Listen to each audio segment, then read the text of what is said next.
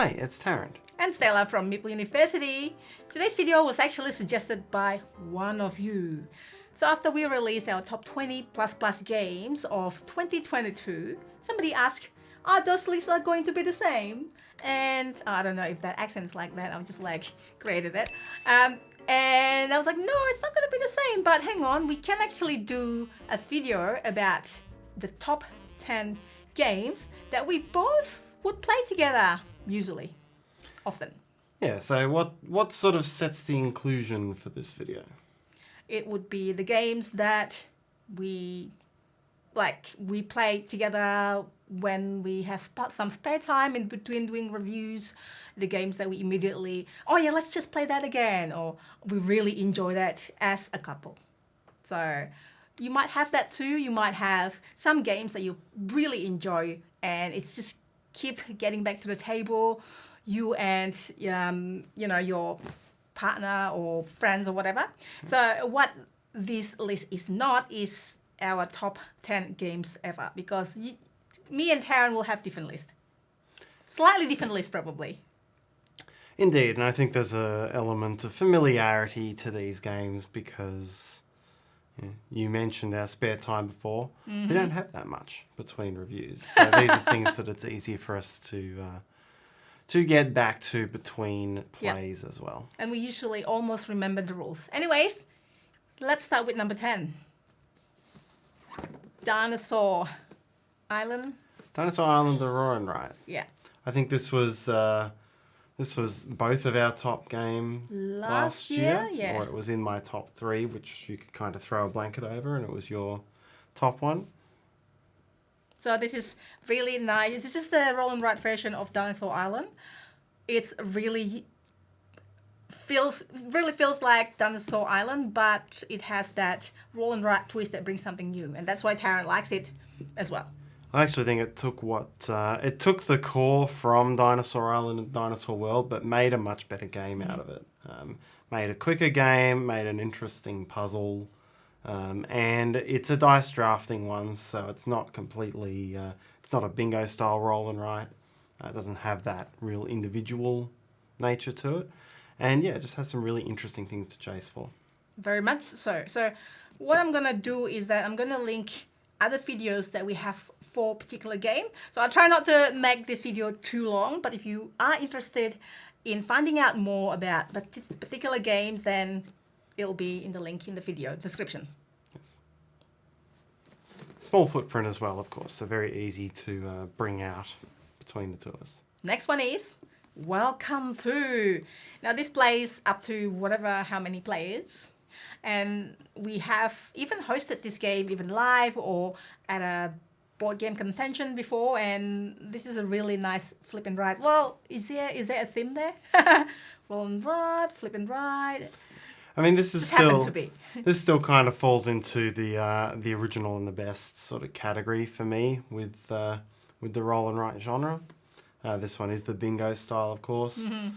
Very small footprint. It does kind of work at 2 players as well. The race for the different objectives becomes more interesting also. Yeah, really nice to play games that we both really enjoy.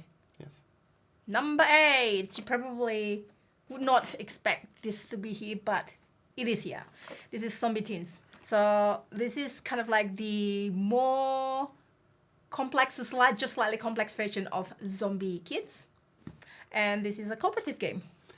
Yeah, it's a small cooperative game with scenarios and building. That's the one thing that makes it hard to go back to. We keep forgetting all of the new modules that come in. But yes. This is of Evolution, by the way. Zombie Teens Evolution. And my favorite character... No, never mind. Okay, keep going. I like how easy and playable it is. And it's the only game out there that's taken the pandemic action point allowance style of thing and cut it right back to 2 actions per turn. It's really fun. The first couple times we played, we accidentally used 3 and solved it so easily. And looked back at the rules and I should have read the rules. It's actually 2. But it's because it's 2 and it's so quick, it makes for quite a fun little game.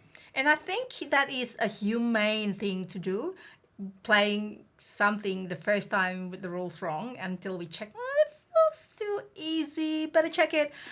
Have you done that? Have you played?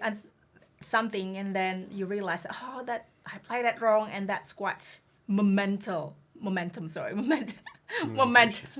Yeah, so have you played it? Because sometimes we do have comments on our how to play video, for example. Oh, that's how it is. Like, play this wrong, blah, blah, blah. But that is totally normal. I mean, it's happens to us, happen to everybody, I reckon. You play as many games as we do, you're going to get a couple things wrong.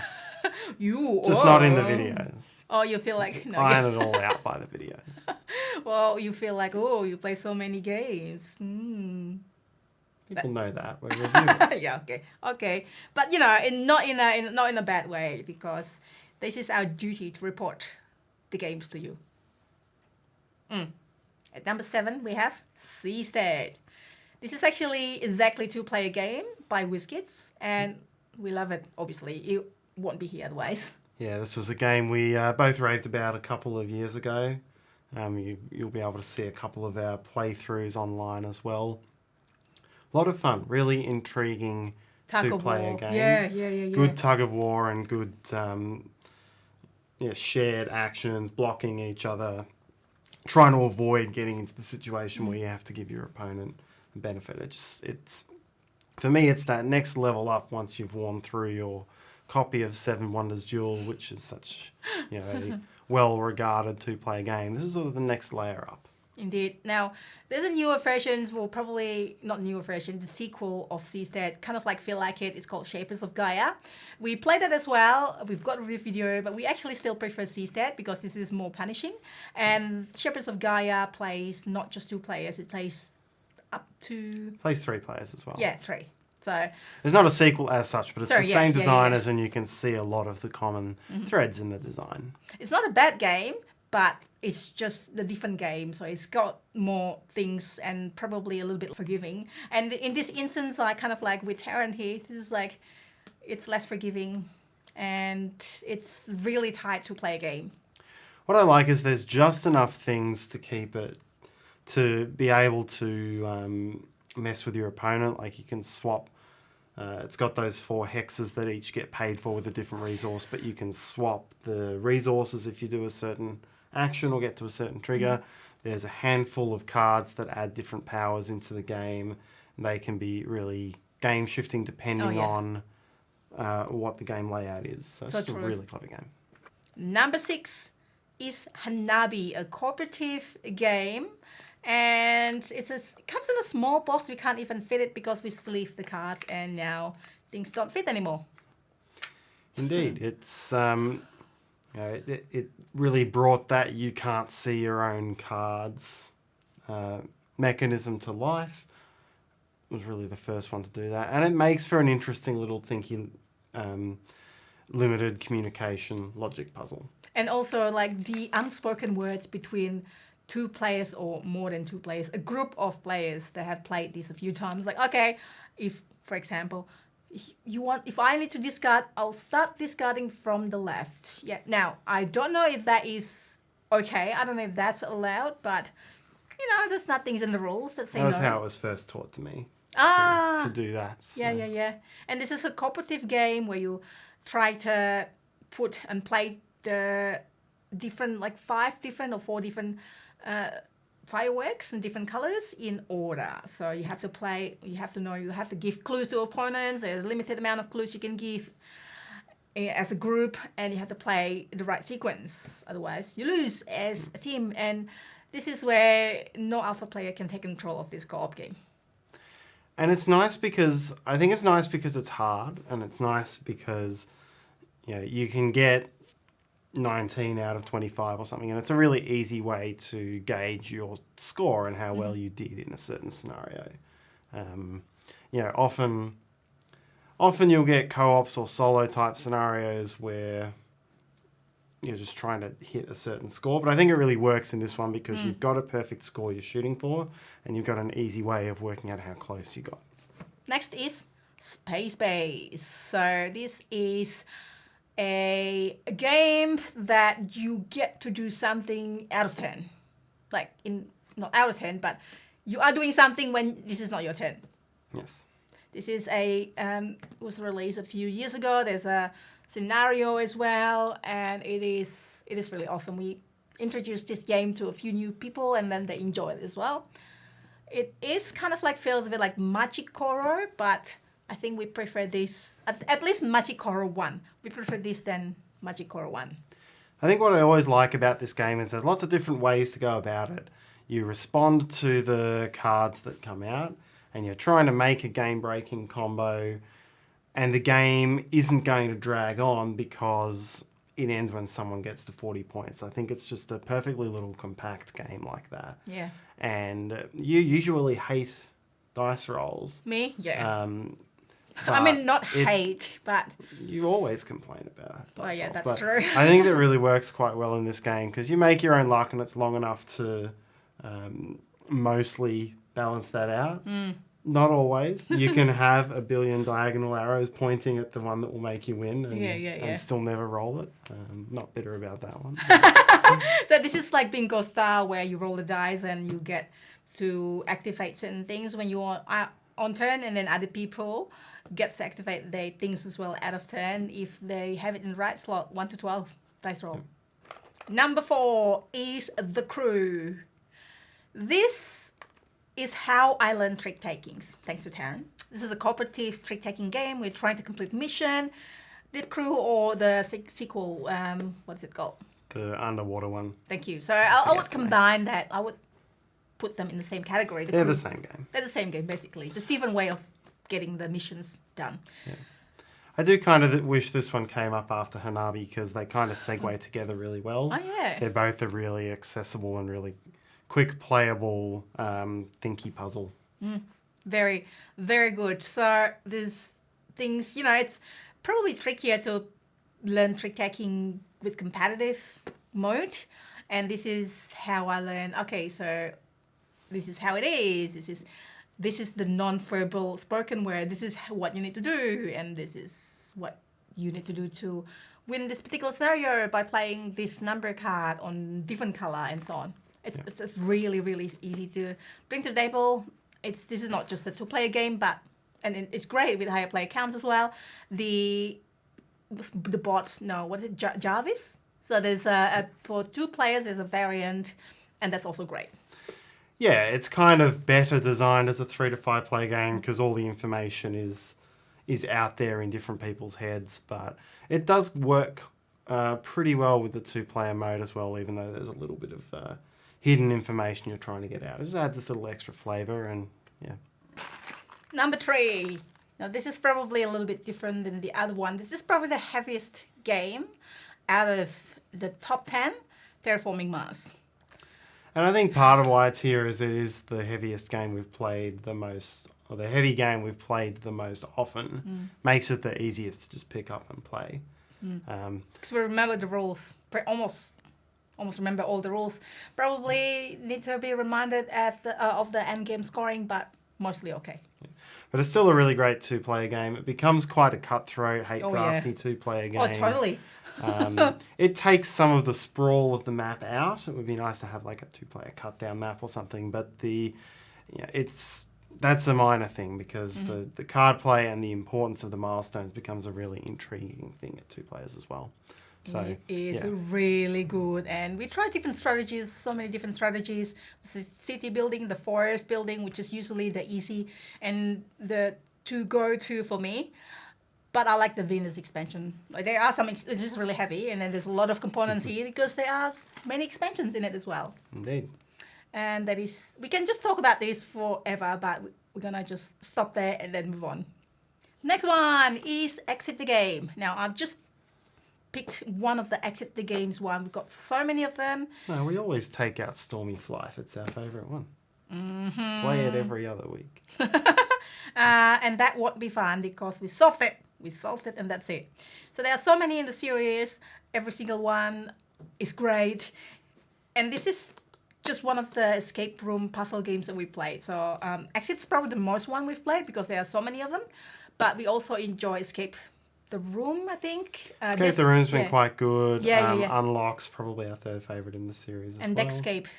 Deckscape's not too bad, but yeah, I do like Exit as well. Yeah, unfortunately, this one you have to destroy the components, so one use only.